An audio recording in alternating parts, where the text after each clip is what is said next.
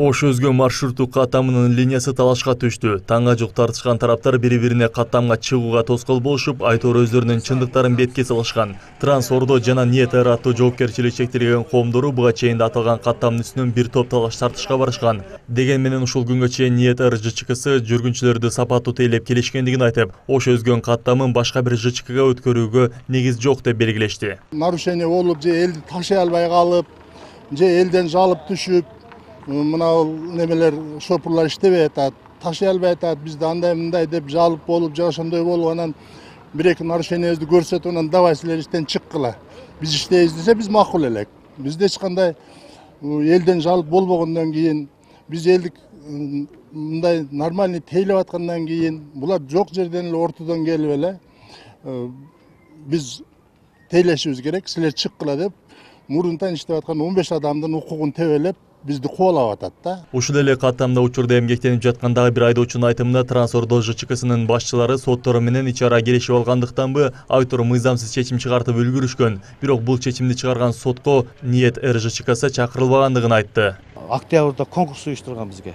Конкурс уюштуруп, конкурс негизинде биз утуп алсак, эми азыр соттон бир жактуу кылып эле соттон решение чыгарып алып келип алып, эми биринен бери тополоң салдат.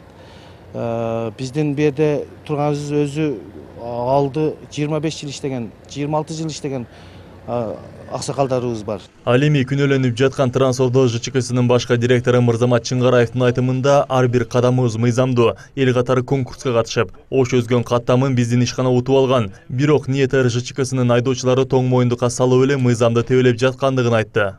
18 сентябрда конкурс болгон. Тендер деп коет да мына. Ошо конкурста биз утканбыз. Анан бул жерден наразылык болуп, анан утулгандар арызданган, 3 жолу комиссия караган, сот караган, соттун чечими менен кайтып биз ушул маршрутту биз уттук. Ош өзгөндү. Ошонун негизинде биз мыйзам негизинде биз иштейин деп атабыз. Булар болсо кыргызча кылып эле анархия кылып, мында мындай деп атат. Бул балдардын баардыгы мен менен иштеген. Учурда абал жөнгө салына элек, эки тараптын айдоочулары тең автобекетте ызырынган көз караш менен турушат. Буга байланыштуу коопсуздукту сактоо максатында аймактын милициялары иш алып барууда. Ал эми автомобиль, суу транспорту жана салмактуу иш көзөмөлдөө агенттигинин Ош аймактык башкармалыгы эки ЖЧК тең маселе бир тараптуу чечилгенге чейин ишке чыкпай тургандыгын, алардын ордуна башка фирманын маршруттары элге убактылуу кызмат кылып туруусун билдиришти. Анткени менен учурда экидөө кагышса ортодо күнөөсүз чымын-өлөт болуп жүргүнчүлөргө кыйынчылыктар жаралууда. Бүгүн өзгөнгө Тажия барышым керек эле, келсек эч кандай маршруткалар жок.